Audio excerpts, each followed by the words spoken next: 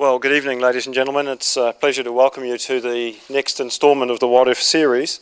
I'm Jarg Penninger, Head of Geological Sciences, and it's a real pleasure tonight to welcome and introduce Dr. Martin Reyners. I've known Martin for quite a few decades now, and it's a great privilege to have you here tonight and to have a presentation on the Canterbury earthquake sequence from you, Martin. Martin is a principal scientist at GNS Science, and he's also a Fellow of the Royal Society of New Zealand. He's a very well-known, internationally recognised leading researcher into aspects of seismology and crustal tectonics as it relates to plate boundary zones, and especially in relation to subduction zones. His research has involved numerous dense deployments of portable seismographs, something that Martin and collaborators have used very effectively in New Zealand over the last few decades. And the two subduction zones that he's focused on in New Zealand, of course, are in the Fiordland region, and especially a series of field campaigns that he ran over the last 20 years looking at the subduction zone that extends from Marlborough right up to East Cape. This work has been undertaken in collaboration with researchers from overseas, and one of the opportunities or advantages from that is that you're able to leverage access to equipment that we don't necessarily always have on hand in New Zealand. And to be able to do that really provides you with significant and enhanced opportunities for research that we really need to be able to undertake. The data that's been recorded in those surveys have enabled a three-dimensional, as Martin would call it, a tomographic view of the subsurface of the New Zealand plate boundary zone.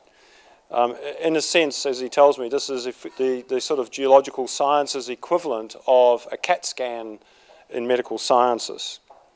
The equipment resources we're able to sort of bring to the research now are so much improved from previous years, so there's a continual sort of leapfrogging in the quality and the type of data that we're able to use for our research work. And Martin has been both insightful and leading in that aspect. He's provided a tremendous amount of understanding into New Zealand plate tectonic setting and how the plate boundary operates, and addressing some of the real questions, the big questions of the New Zealand plate boundary zone. For example, what is it about the Taupo volcanic zone that makes it one of the most active and productive silicic volcanic systems in the world? Why does volcanism terminate at Mount Ruapehu rather than continuing down as the plate boundary and the subducting plate does into the Marlborough region? His most recent work has been to look into why the subducting plates along part of our plate boundary are locked and are accumulating strain with the potential for very large earthquakes as a consequence. Some of Martin's earlier research work 20 years ago or so was in collaboration with us here at the University of Canterbury, and it was to look at some of the crustal structure in the Canterbury region with one of my PhD students at the time, Hugh Cowan. And it was part of our active tectonics program, and it was a very insightful and very timely study. And as Martin pointed out, some of the work that he did at the time with Hugh has been useful in terms of informing the analyses that we've been undertaking over the last few months. Martin is an outstanding and especially innovative researcher. He's a fantastic seismologist, and his special skills are in bringing interdisciplinary teams together and addressing some of those big research questions that are out there. Martin, it's a real pleasure to welcome you this evening, and I'm going to ask you to present your What If lecture tonight. Thank you.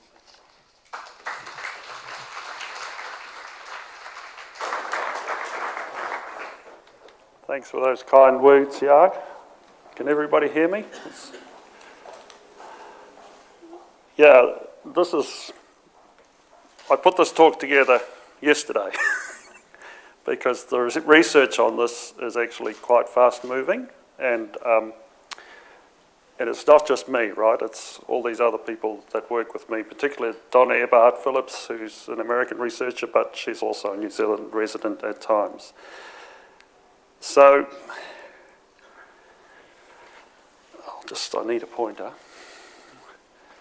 But you're all familiar with the Canterbury earthquake sequence, so I don't need to kind of dwell on this, but this is a summary now, but not point that at myself.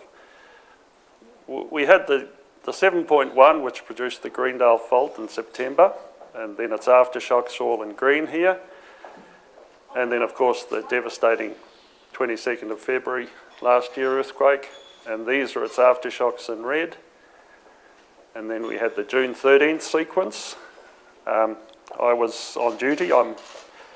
Every 3 months I spend a week being the duty seismologist, so pretty stressful time, but not so much as stressful as you guys had for the June 13th sequence. And then on 23rd of December last year, we had this final just under 6 magnitude earthquake, which was out to sea off New Brighton.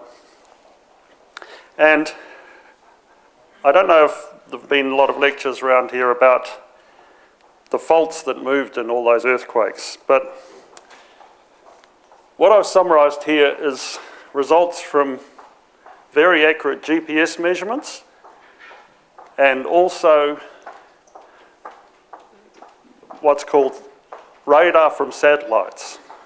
It's called synthetic aperture radar. You don't have to worry about what all the terms mean, but essentially there are satellites that move over this area all the time, and they take images of the ground. And if you take one, say, before the Darfield earthquake, and then take one after the Darfield earthquake, and you difference the two, so that's where the differential interferometric satellite radar comes from, you get these, it's like oil on water. You get this, as the things change, you get these fringes that form. And from that, you can actually tell how the faults moved at depth. So what this diagram is showing, first of all, it's showing the velocities of some continuously recording GPS stations. We have one at Rangiora, we have one at McQueen's Valley, which is this one, and there was also one in town, but that was on a building, so we're not quite sure about that. But it's, you know, what moved, the building or the ground? But you see, even just during this period, June through to March this year, there was 10 millimetres of movement from these. But we've also done GPS before and after the earthquakes. And what you can do is you can actually fit the data by putting faults at depth onto that data. So each of these rectangles is a fault that's required to fit the data. So even though we only saw one fault on the surface, the Greendale fault, the 7.1 rupture was in at least 7 faults that went at once. It was like crazy paving faulting, if you like. It wasn't just one fault.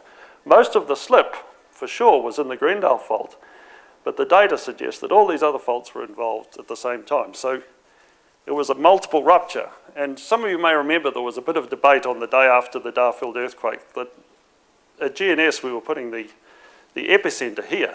And then people were saying, well, no, I'm standing on the fault, you've got it wrong by 6 kilometres.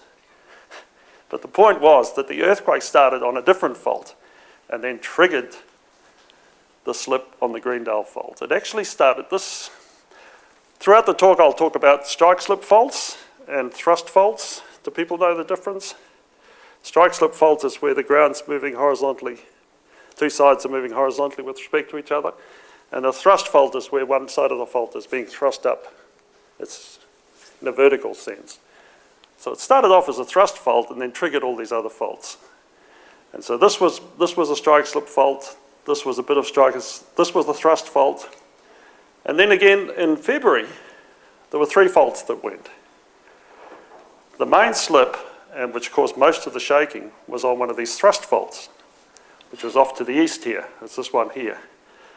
But there is evidence for a mixture of strike slip and thrust on this one, and also on this one. And now this one was the June event, and that was again a strike slip fault. But whereas in the Darfield earthquake, or the Greendale fault, it's what we call dextral. So this slide moved towards Christchurch, and this side moved away from Christchurch. Well, this fault here was the opposite. It was the opposite sense. It was sinistral. So this western side moved down, and this side out to sea moved up. So it's a really complex sequence. And we can tell that from these very accurate GPS and satellite data. Now, there's a whole talk on how we derive that, but I've been getting all these questions. Well, the seismologists, all of us have been getting these questions, and I know it's a bit ambitious tonight, but I'm trying to answer some of these questions with the best of the knowledge that we have just at the moment. So the first question, why did everything march towards Christchurch after the September earthquake? Why did the sequence why didn't it also go to the west? You know, during the earthquake, the land to the north of the Greendale Fault went east, but the land to the south went west. So why has this been this very lopsided migration of aftershocks? The other one is, why on earth were so many faults going? Before this earthquake sequence, there were no faults mapped anywhere in the Canterbury Plains. Well, in this area, right, if we go back a bit. But now we have one that's broken the surface and probably 14 or 15 others that haven't broken the surface. And this is a really important question too. Why was the shaking of this earthquake and its larger aftershocks so strong? If you would go to an overseas seismologist and say, we've had a magnitude 6 earthquake near Christchurch, what do you think the shaking would be? And they said, I don't know, 0.3 times the acceleration due to gravity. We had 2.2. You know, the acceleration of the ground was 2.2 the acceleration due to gravity. These were very punchy events. So we need to explain that. Why is that so? Big question on everybody's mind is how often can we expect a sequence like this? And the one that's also asked a lot is, why are the aftershocks lasting so long? So I'm going to answer these to the best of our knowledge so far. If you have any questions, you don't understand something, please yell out. And the story starts in the wider Pacific, right? When I talk about subduction, people understand what I'm talking about. It's where one plate dives under another, and we have this big subduction zone here where we've got the Pacific plate diving under the Australian plate. But what's really interesting, we've got this area here of crust called the Raining Plateau. And you can see this is depth, so this is normal oceanic crust, this darker blue, and this is actually, the bathymetry is less, and what it is, this is a thicker bit of crust. And what happened is that this bit and this bit, which is called the Manahiki Plateau, and this bit, which is called the Ontong Java Plateau, were all once part of the same structure.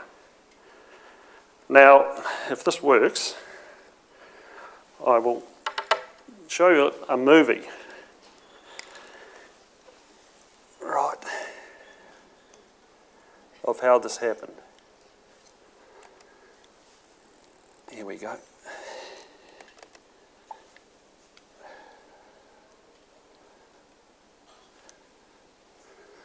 Right, I should just stop that. Okay, so I'll just explain this until it stops. What we're plotting here in colour is the age of the seafloor. And a lot of you will know that at the mid-ocean ridges, oceanic crust is formed and it migrates away from the ridge. And so those are the area where the crust is red. So that's the area. So we'll start this off again. And I'll stop it every now and then. Right. So this is the situation. This is a long story, but we'll get there. This was 123 million years ago. And I can explain later how we worked that out. But here we have this really big piece of real estate. The Raining Plateau was here. And what happened, there was a spreading centre where new crust was being formed. And have people heard of mantle plumes? Essentially what happened is that sometimes you get these big plumes of hot material that come up from the mantle.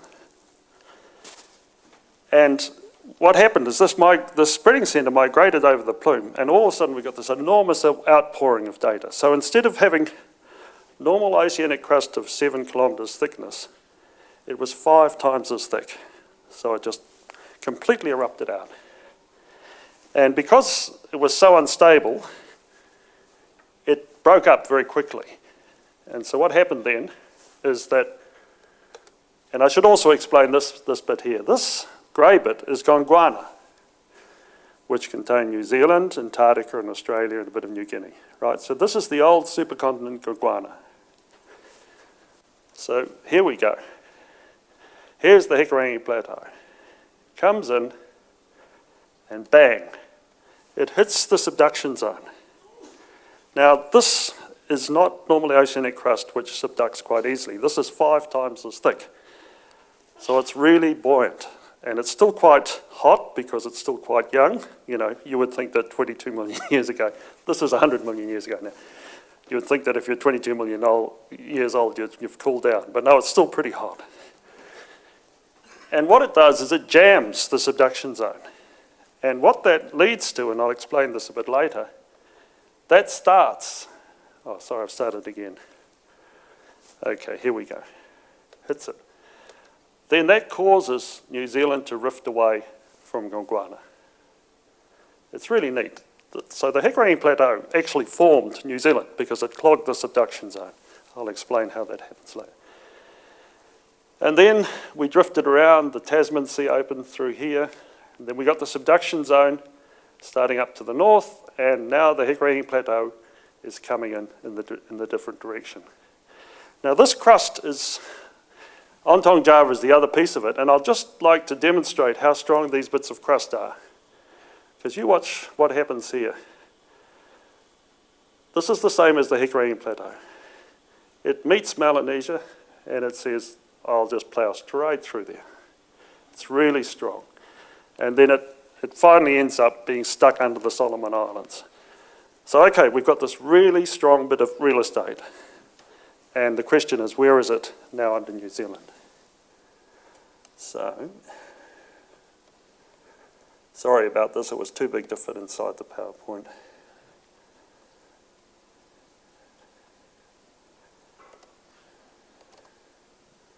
Whoops. I should just be able to open this. Sorry, I'll just...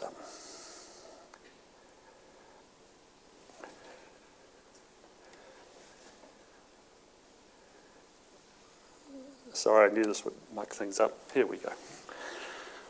Right, so it came in 100 million years ago from the north, and now it's going at right angles. So now we get on to the tomography bit, because it's really important to understand where this bit of really strong crust is. And this is a cross-section through the North Island of our subduction zone in the North Island. And when you locate an earthquake, you need 4 independent pieces of information. You need, earthquakes produce 2 types of waves, P waves and S waves.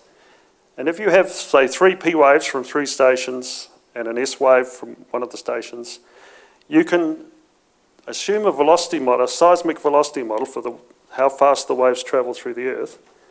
And you can locate that earthquake because you need latitude, longitude, depth, and the origin time of the earthquake.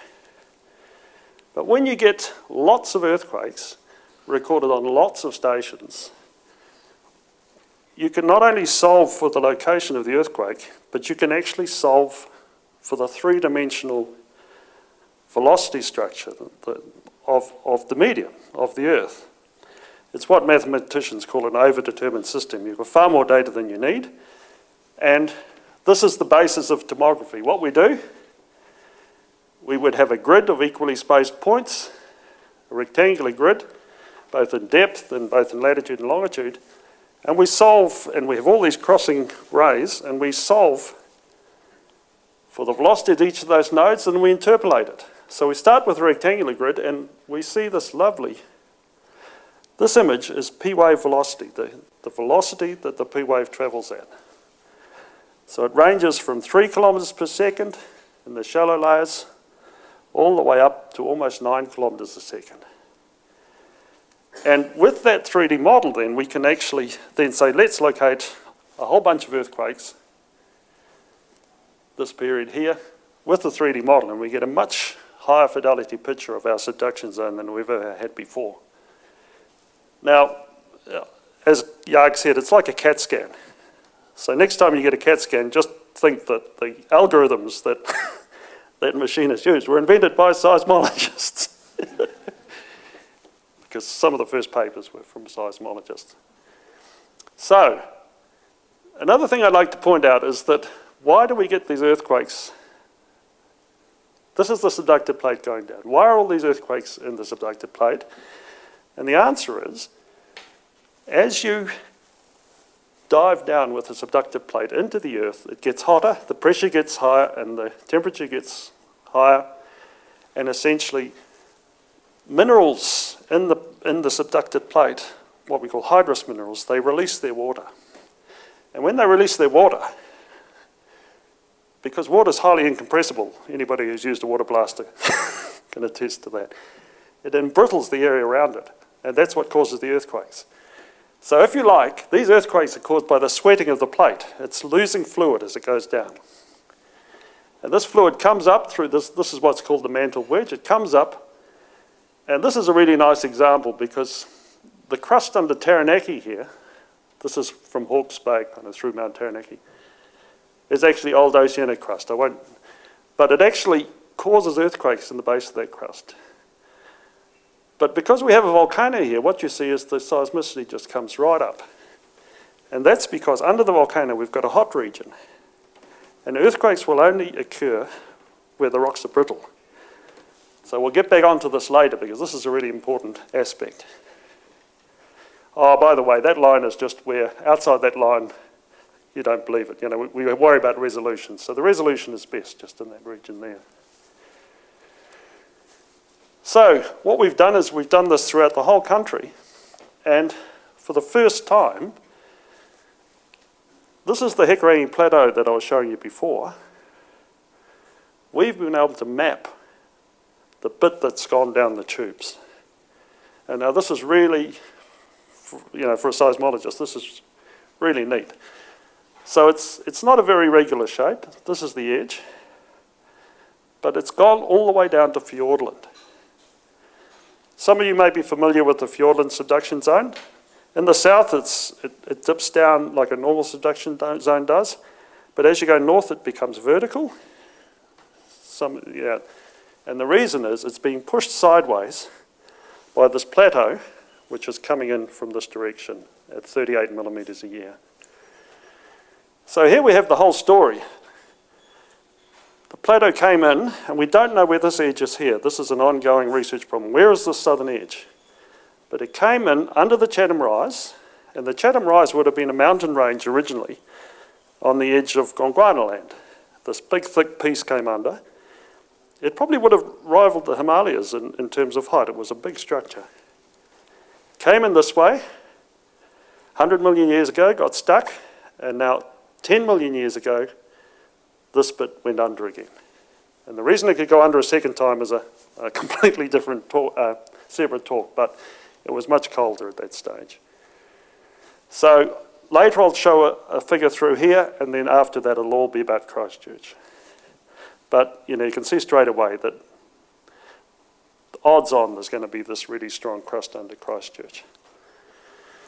So here's essentially what happened at 100 million years ago. Sorry, MA means 100 million years. I forgot to change the slide. Chatham Rise, Raining Plateau.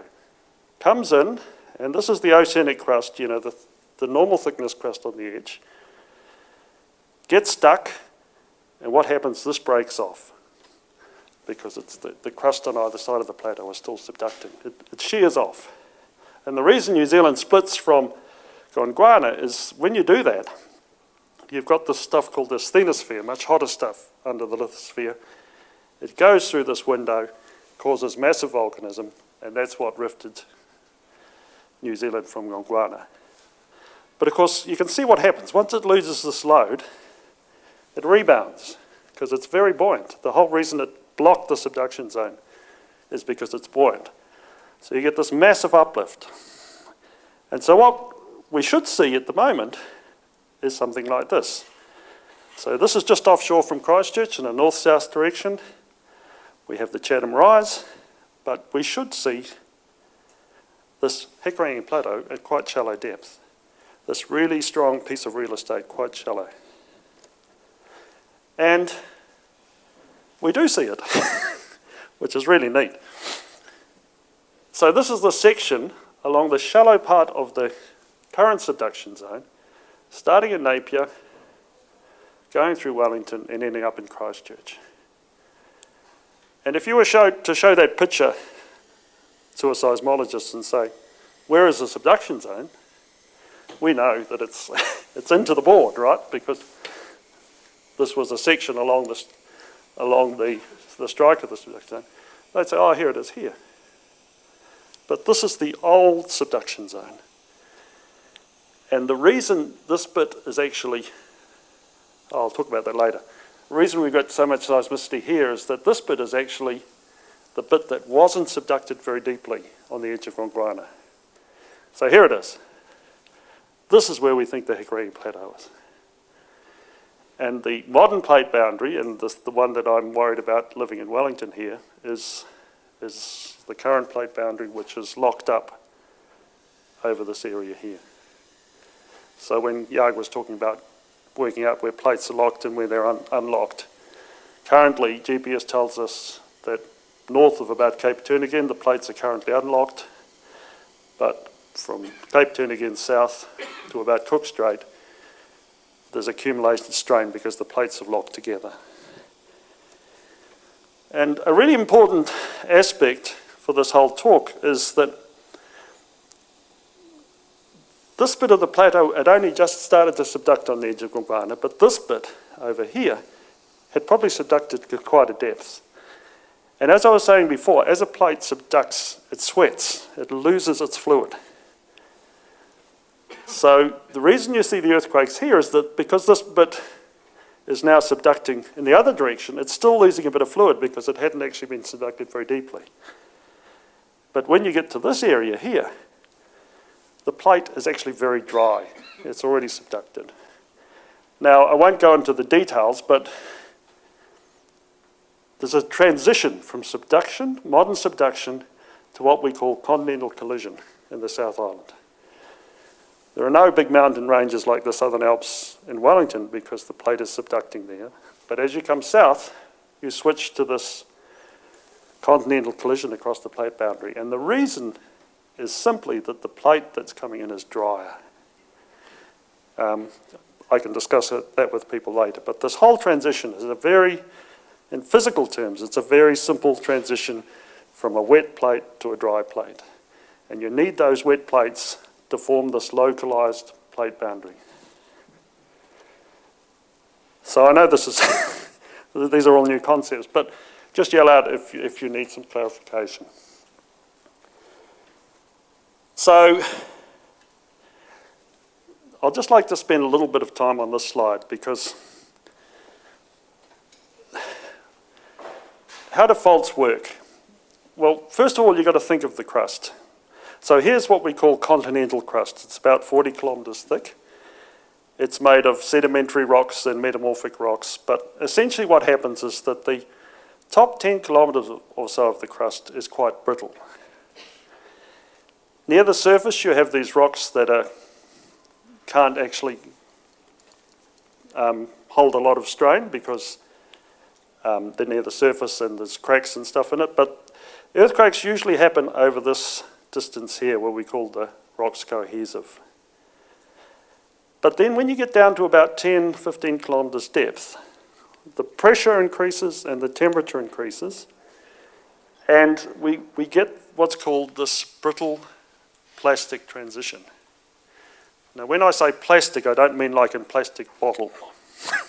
I mean that over long periods of time, the crust actually flows. So this, in sedimentary rocks, this happens at about 300 degrees centigrade. So twice what you might cook a roast in your stove, right? It's very hot down there. And what happens is that you get an earthquake will break over this depth and over a certain length, say like this. Here's the fault at the surface. It'll be a very sudden shear movement on that fault. But what happens is that when it gets to this brittle ductile transition, it forms these shear zones deeper down.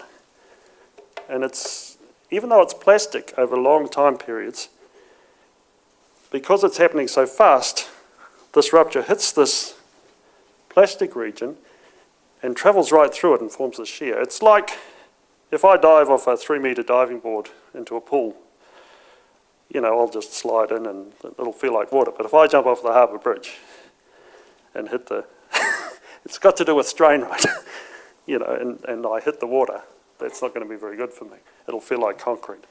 So essentially, because of the very high strain rate, the rupture propagates through there. And what's even more important is that the strain that's happened during the earthquake down here, because this region can flow over long time periods, it's like a shock absorber. It drains away. It bleeds off all that strain. The other thing is that essentially when a fault moves, you get a high slip on the fault. And so what are the aftershocks? Well, what happens is that you get this big slip, and then you get what's called post-seismic slip on the edges of the fault. And when the crust is very brittle, these are manifest as aftershocks. You've got to take up the strain at the ends of the fault. You've got to accommodate this drastic movement within the crust. So sometimes down here, it will probably be without earthquakes. It'll just slowly absorb the slip. But the point is that most aftershocks will concentrate on the edges of the earthquake rupture. They don't concentrate where you've had the most slip, which is usually in the middle of the fault. Sorry, that's a whole stage one lecture in a few minutes. All right, so what we've done now in Canterbury, and I'll take a while to explain this, we've had over 10,000 aftershocks. And GeoNet has had a very dense network here, even from before the earthquake, and we've put out lots of portable instruments. And as I said before, when you've got lots of earthquakes and lots of instruments, you can get one of these really nice tomographic images of the crust. And so what we've done is this wide again is just the resolution, so everything inside that there is well resolved. But we've actually used a very fine grid, only 4 kilometre spacing. And we've built up a 3-dimensional model. Now, it would be really nice to have this before the earthquake because it would have explained a lot, but we've used 700 of the 700 best of the 10,000 earthquakes to do this. Best recorded, if you like. And this is a slice at 3 kilometres depth. And again, it's this P-wave velocity. Now, the first thing you realise is that when you get the reds, that's lower velocity, and when you get the yellows, that's higher velocity. And the first thing you see is, you see a ridge running from Banks Peninsula to the foothills, the Canterbury foothills. There's a ridge in the structure with deep basins on either side. And what we like to do with tomography is kind of ground truth it, say, well, yeah, this is just maths, you know. What's this? And of course, when you look at it, it's yellow, about 5.5 kilometres a second, P-wave velocity. That's Greywacke.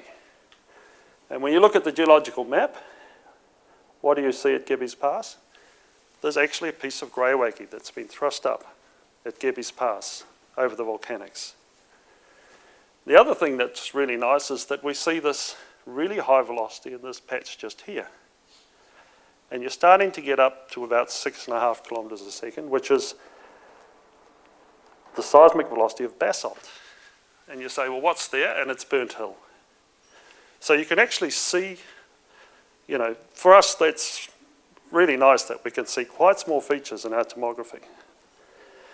But what's even better is that when you get down to 11 kilometres, and it's pretty nondescript, not much is happening until you look here. And we can actually see the basaltic plug that sits underneath Littleton volcano. Now, there's probably another one under here, but of course, what you realise is that our resolution is less there because there weren't many earthquakes in that area, and of course, not many stations there. But we've got a really good handle on the fact that we've got a very extensive volcanic plug sitting under Banks Peninsula, and it's strong. So if we take a cross-section through that now, so all these are kind of from southeast through Akaroa, Littleton, through Christchurch, through Springfield, where the range front is, to the northwest. And two things you see straight away. You see a structure which is diving down. All these, general trend of these are kind of same velocity contours. They're all diving down towards the range front. And of course you see this big plug under Littleton. So what we can do is we can actually put names to some of these units because we have good rock mechanics results about what seismic velocity refers to which rock. So here's the interpretation. Here is the old, this area with between about 6 and 6.5 kilometres a second is the old plate boundary. It's the old 100 million year old plate boundary. And it's going to have some schist. Where I live in Wellington, 23 kilometres under my house, there is schist being formed at the moment. As the shearing during the earthquakes that break the plate interface, there's a shearing going on. So this is how you form the schist from the greywacke. And there's also going to be some fractured basalt on top of the old plate. And at the bottom, we have incontrovertible evidence now that this strong Raining Plateau is sitting under there.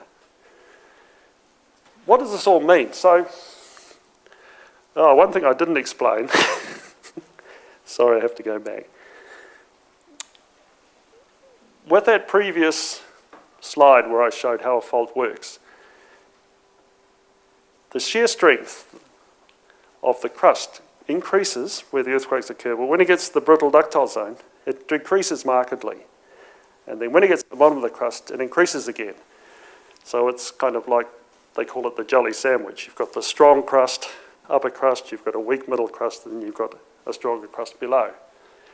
So you end up with a normal profile would be increasing till the brittle ductile transition and then decreasing until you get to about 40 kilometres depth. But if you now take a profile through here, well, I'll step back one. Here's about where the brittle ductile transition happens, about 10 kilometres depth, right? So below that, you're going to get in this old interface zone, which is schists and fractured basalt. The ductile zone, the plastic zone, would be through here, right? So below that, this is going to be plastic.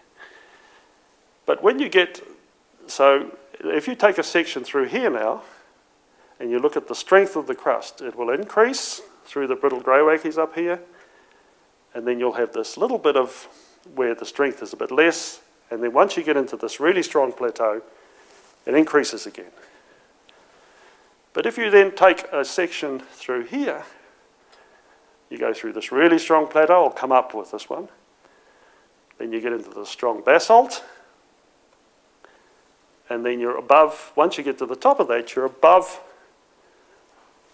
the plastic transition, the brittle plastic transition. So this shear strength essentially has no place where the crust is a bit weaker. And as I was saying before, one of the advantages of having this plastic zone is you can bleed off strain after an earthquake. So what's that saying is that you can't do that at the eastern end of the rupture zone. Am I making sense here? Okay. So let's look at the earthquakes.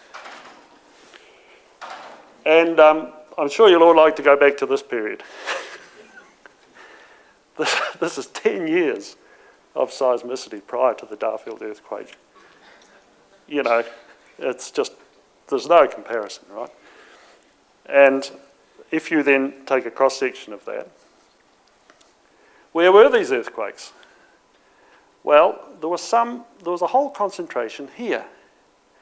And now this is very close to the brittle plastic transition, and it's where the greywacke is essentially, this is where the ranges come up, and you're getting lots of thrust faulting and strike slip faulting. But these are all at the bottom of these faults like the Porter's Pass fault, these modern faults. And the reason they've formed there is because they can actually move on this more plastic base. So if you want to move a strike slip fault and turn it into a big modern fault, you can't have something which doesn't have this plastic region below it. But the other interesting thing is that all the other earthquakes are either in this old plate interface zone or in the plateau. And where the earthquakes happened in this latest sequence, they're all up here, and there's nothing there. So what this is telling us, and of course we didn't know at the time, is that there was strain building up in the plateau. So this plateau was the engine, if you like. This is the engine that was driving this whole sequence. It's a big area, it's strong, so it can build up a lot of strain. Do people understand what I mean with strain? It's essentially, it's the energy that drives the eventual earthquake. You know, the rocks above reach their critical point and then they go.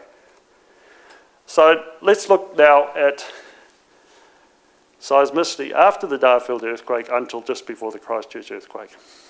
And what we've done now is the first slide I showed in the talk was GeoNet data, which is just the data straight as it happened. This is now relocated with the very good model that we have now. And you see all these really interesting patterns. Where the earthquake started, here, there's hardly any aftershocks. There's aftershocks along the Greendale Fault. This is the Greendale Fault through here.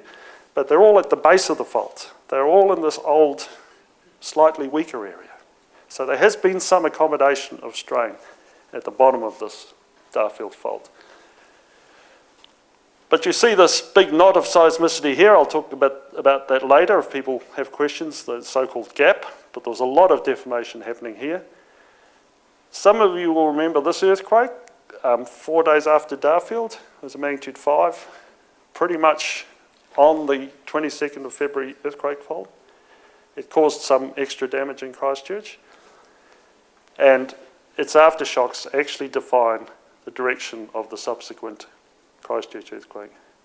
And this is the Boxing Day earthquake through here, similarly defining that. So that's another question. Why did that happen 4 days after the earthquake? And why did it take another 5.5 months before Christchurch earthquake happened at the same spot? And if you look at that now in cross-section, when you look at the GPS solutions for where the slip happened, it was all up here. But all the aftershocks are in this deeper layer. And they deepen towards the west, where we have these more ductile regions, but they concentrate more and they come right up here where the crust is strong all the way down. So what that's saying to me, even before the others, well, we didn't have this data until recently, is that the reason we're getting this concentration here is because at this end we're able to bleed off some of the post-seismic readjustment because we have this weaker layer at 10 kilometres depth. But over here, all this readjustment has to happen seismically. So it's a pretty sad situation. So here's the Christchurch through to June, and this was the devastating earthquake through here. And what you also see is a little bit of a curling of aftershocks around this way, and then this is June through to December, and then you see the faulting essentially curled round Banks Peninsula like so, and this was that left lateral fault. or sinistral fault I was talking about. So, I'll just show one more slide and then I'll try and put this all together into a model. So when we talk about, when we give an earthquake location, it's the initiation point of the earthquake. It's when the first waves arrive. And so for the Darfield earthquake, it started at about 10.8 kilometres deep within this old plate boundary zone, and then it ruptured up through all this area, through the Grendale Fault, but it actually started down here. But if you look at all the magnitude 5 or more earthquakes, they all started in this old plate boundary zone. If you were to draw a straight line through there, you're actually defining the old plate boundary. But they're shallowing as you get towards Christchurch. So essentially the engine that was driving all these earthquakes was down here, but also it was closer to the surface at Christchurch. So I'll just digress with one slide, and with all these GPS measurements, we can actually work out how much strain is actually happening in the whole of the New Zealand landmass. And this is from John Bevan at GNS Science. But essentially, the plates are coming in this direction at about 38 millimetres a year. Most, in the South Island, 75% of this motion is accommodated by movement on the Alpine Fault.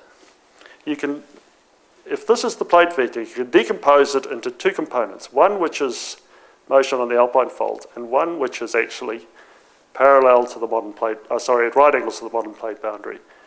So if we look at the two components, 75% is taken up by the Alpine Fault. About 20% is taken up in the Alps. You know, the Alps are being thrust up. But we still have, don't worry about the units, but we still have about 5% which is taken up across the Canterbury Plains. Now, if you'd seen this map and said, where should I build my house? You would probably said Northland, and then you might have said this area.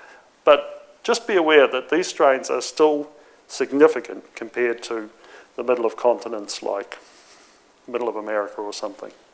They're still significant strains.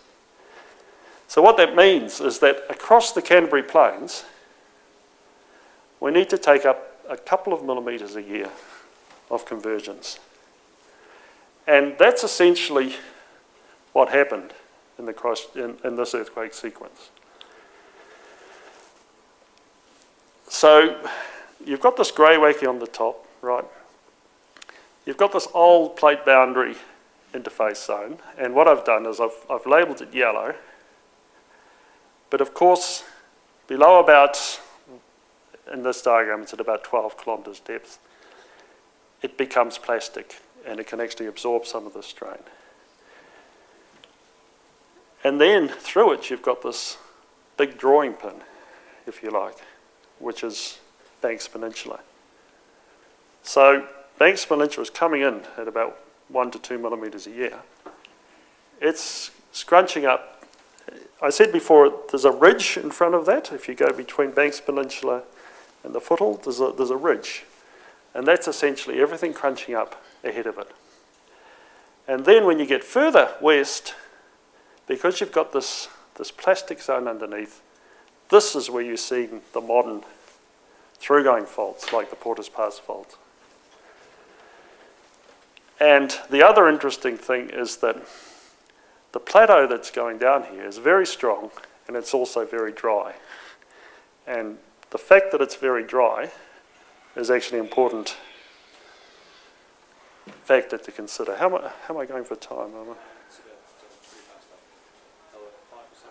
Oh, yeah, I better keep moving. All right, so here we get back to some of these questions. Why has everything moved east? And the reason is because there's a lack of plastic regions in the crust. Means you can't bleed off these strain changes in this eastern direction. They could be bled off in the western direction. And so it has to be relieved somehow, and it's through this brittle deformation. And secondly, Now, I haven't talked about this, but if you have a strong basaltic plug coming through weaker greywackies, you will concentrate stresses around that plug. That just comes out of applied maths. The same thing happens if the volcano had been weaker. It would have concentrated stresses. When you get a change in the material properties, it can concentrate stresses. So it's kind of a double whammy. Why has the faulting been so complex? Most of the rocks across this old plate boundary are welded to the plateau. There is no plastic region in between. And this is the reason why we don't get faults like the Porter's Pass fault or some of these modern faults. When I say modern, I mean in the last few million years. Through this area. And we could talk about this a bit later, but most of the movement on the Darfield rupture that we see at the surface was probably a reactivated fault from 100 million years ago on the plate boundary. Similar to the Wellington faults under Wellington at the moment. And one thing that I should mention is that when this plug came through, now the basalt from Banks Peninsula was erupted about between 12 and 6 million years ago, so it's quite recent. But it bent up the greywackies in Gebbe's Pass, so it would have formed its own set of faults around the volcano. So there'll be lots of small, more recent faults around the volcano. Why was the shaking so strong? The reason is that it's happening in very dry crust and the faults are very high friction and they release a lot of seismic energy. Now when we talk about magnitude, we're usually using this thing called moment magnitude. And what that is a measure of, it's a measure of the area of the fault that slipped, the average slip that happened over that area, times some kind of rigidity of the Earth's crust. But when you're talking about shaking, a much better measure of shaking is what's called the energy magnitude. And it's based on high frequency ground velocity as measured by seismographs. And it's actually a lot harder to calculate. We've had colleagues in the States that have looked at this. But when you have a high energy magnitude, it means the earthquake's really punchy. And even though the magnitude of Darfield was 7.1, the energy magnitude was actually very high. Similarly with February, you know, the moment magnitude is 6.3, the energy magnitude is a lot higher. That's a log scale? It's based, the energy magnitude is set up to be the same as the log scale for moment magnitude. But the point is, these, in terms of shaking intensity, these are much bigger than the figures you've seen. For comparison, there was a big earthquake in Dusky Sound in 2009. The moment magnitude was 7.6, but the energy magnitude was only 7.3. So that happens on a modern plate boundary, right? What happened in Dusky Sound is the Australian plate subducted under the Pacific plate. But it's a plate boundary which is very weak, right? So when that earthquake happened, it kind of went, ugh. But when these ones happened, they went, you know, we're learning about earthquakes all the time, and earthquakes come in different flavours. And you guys have been hit by some very punchy earthquakes, and I don't need to tell you that, I suspect. So what's interesting is if you do a world summary of these energy magnitude to moment magnitude ratios, what you find is that the punchiest earthquakes happen in old oceanic crust, oceanic crust. And what is the Hickory Plateau? It's thickened oceanic crust. So this whole engine that was driving this was actually the plateau.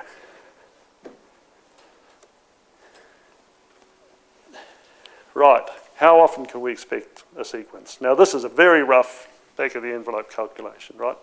The average slip on the Greendale Fault was 2.5 metres. we're accommodating 1 to 2 millimetres a year, 1,250 to 2,500 years recurrence. Now, this is back of the envelope. Obviously not, the faults are all going to move at the same time, and it's a three-dimensional problem. But what you can do is you can actually look at other energetic earthquakes for which people have determined. So these are the ones which are punchy earthquakes again. These two are in Japan. Tonga earthquake, 2,000 year recurrence. Totori earthquake, 6,000 years. And there's a couple in the States. This one's in Montana, 3,000 years between earthquakes. Bora Peak in Idaho, about 6,000 years again. So I have to make the point and stress it that these are actually very rare. The strain build-up is very long and very slow, but of course when the strain is released, because it contains so much strain, it's actually hard to bleed it off again. So why have the aftershocks lasted so long?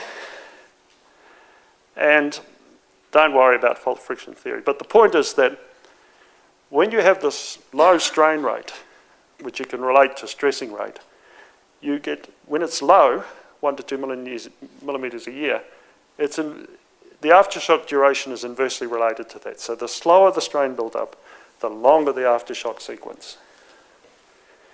And also, the more energetic the earthquake, the longer the aftershock sequence. So immediately after Darfield, we could say to the press that the aftershock sequences are going to go on for a long time. And, you know, but we didn't know all this stuff that I'll be talking about tonight as well. So I have 2 more slides. All right. Sorry. So this is a graphic by somebody who looks at the GNS website, and I'm pleased so many people are actually being amateur seismologists and using this data. This is really great. I've done similar plots, but these are far more up to date than mine. So here's the September earthquake. And we're talking about aftershock decay. We're looking at magnitudes 3 and above.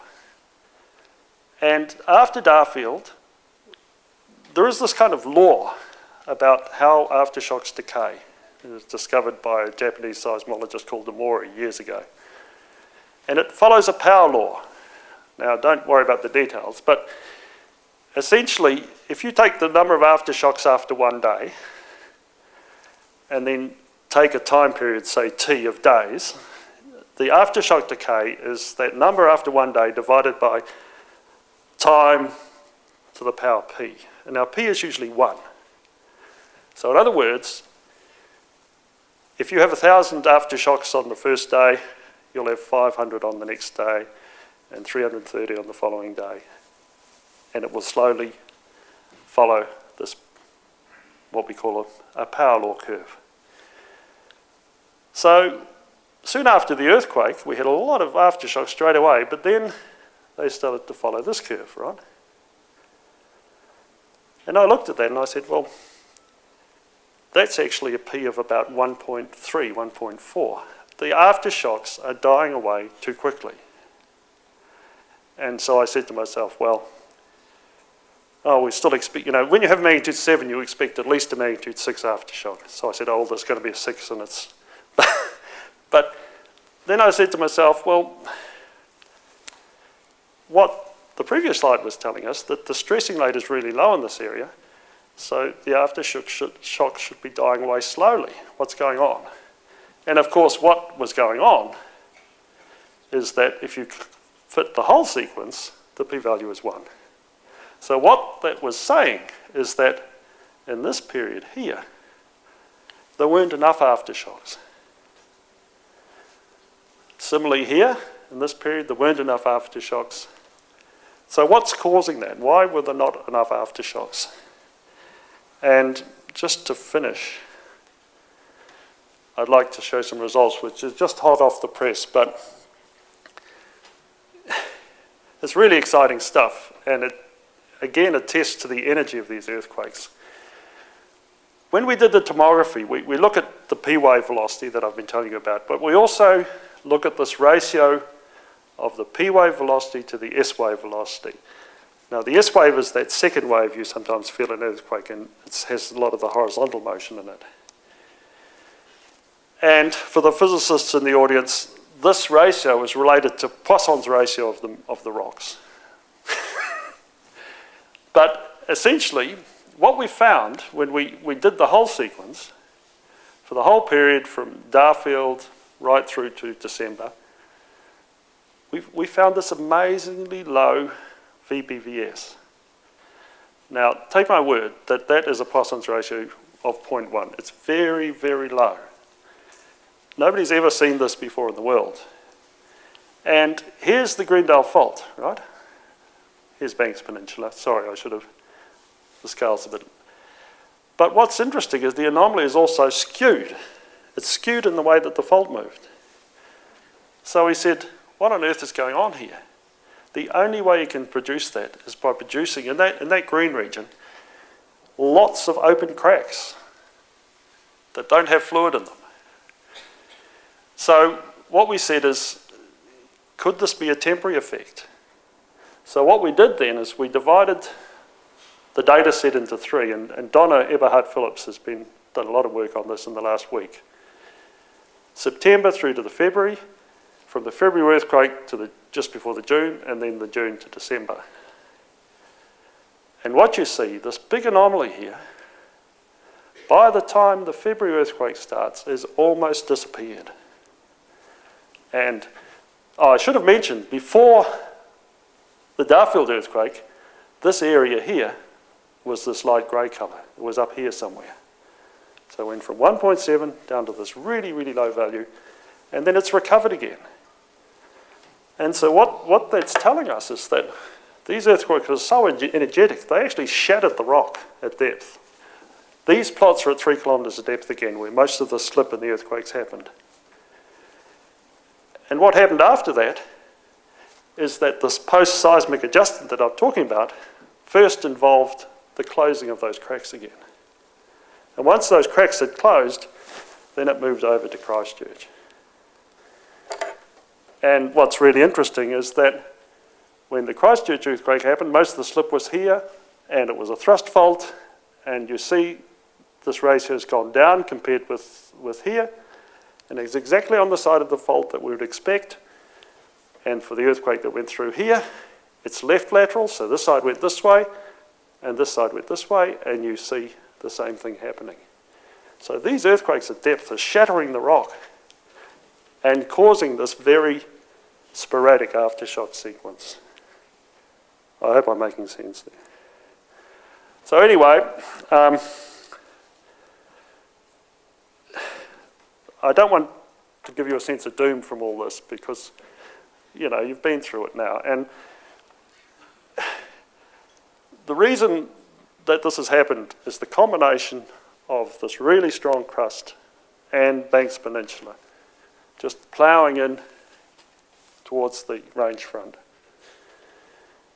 But of course, the reason Christchurch is here, right, is because of Banks Peninsula, right? It's the best port for hundreds of kilometres along the coast. And like the reason Wellington is there is because faults have actually caused the harbour. And so I guess the message is, we live on a plate boundary, and we should all expect earthquakes. And before this happened, we had what we call the National Seismic Hazard Model for New Zealand, and we predicted that the maximum earthquake in this area would be a 7.2.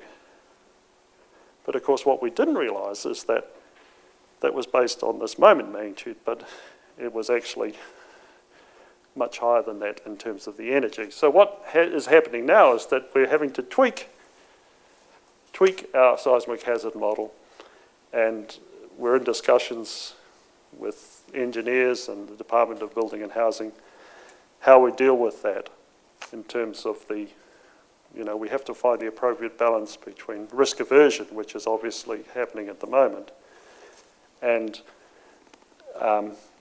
an acceptable balance between that and what is the appropriate design criteria to build to for buildings that are going to survive for the next design life of 50 years in the future. But yeah, so hopefully I've answered some of the questions, but just be aware that internationally there's huge interest in this earthquake because it didn't obey any of the rules. But we now know some of the reasons why it didn't obey the rules. Maybe 3,000 or 4,000 years from now we'll have another one, but it may be on the other side because this thing is just ploughing in eventually, and there is a fault zone at the mouth of the Raikaya River which shows very similar aspects to what we see here. And if I can just do one more. This is almost, we strike this problem in regular subduction zones where we get these volcanoes coming in that are on the plate that's subducting. They're called seamounts. And this is some geophysicists playing with sandbox. They set up this system and they send these seamounts into this sand. And this is the type of picture you end up with. So here's Banks Peninsula, here's the range front. See, this corresponds to this backstop, if you like. And you see the ridge forming. And when they look at these faults in detail, it's very similar to what we saw in Darfield earthquake. You see strike slip faults here and you see thrust faults on the edges. So we know what's happened now, but for me the most comforting thing is that the faulting in December is actually now heading off to the north and out to sea. So it's got round the volcano now. And in the north, of course, because the plateau is diving down again, as you go north, you're into more ductile regions. And we're starting to see a lot of afterslip happening now in the last few months from GPS. So the system seems to be sorting itself out. Now we have probabilities of what the next, the range of earthquakes we're expecting in the next year on the GNet website. It's updated every month. But for me, the December earthquake was actually a revelation because for the first time, that earthquake had an energy magnitude which was similar to its moment magnitude. So that was the first earthquake in the sequence that actually was anything like normal. So for me, that's comforting. So anyway, I'm open to questions. Thank you very much. Just the last couple of questions sort of tempted me to say something about the, I think it was the Oamaru earthquake in 1876, and one of my first year students a couple of weeks ago presented me with a little newspaper article from his grandfather, which was to do with the earthquake in Oamaru and the fact that earthquake, when it happened, it did do a lot of damage in Oamaru, but it wasn't felt in Christchurch. And the explanation on the day in the newspaper was that clearly this was an earthquake that happened in South America, and the seismic energy was confined between the lines of latitude and travelled straight into Oamaru. So what took me off down this track is that even just over the last couple of years, the change in our understanding and the continuing analysis that are going on and the work that Martin and colleagues and of course a whole raft of scientists both in New Zealand and overseas are undertaking is giving us fantastic new insights and some very provocative theories and ideas. And Martin, I really want to thank you tonight for coming out and giving us this presentation here in Christchurch. It's something we've been discussing and planning, I have to say, for something in excess of 14 months, but we kept getting earthquakes. And it was kind of interfering with the scheduling. But I think in a way, coming tonight and coming at a time when some of the research is starting to really unearth some very new and interesting data and ideas and concepts, and the care and time you've taken to just quietly work us through those, because they are complex and they are things that are difficult to teach and they're difficult to convey. And I think Martin's made a really fantastic job tonight of giving us some insights into what's going on and some understanding of why this was a bit different to the standard. So I'd like you to join me in thanking Martin for his presentation this evening.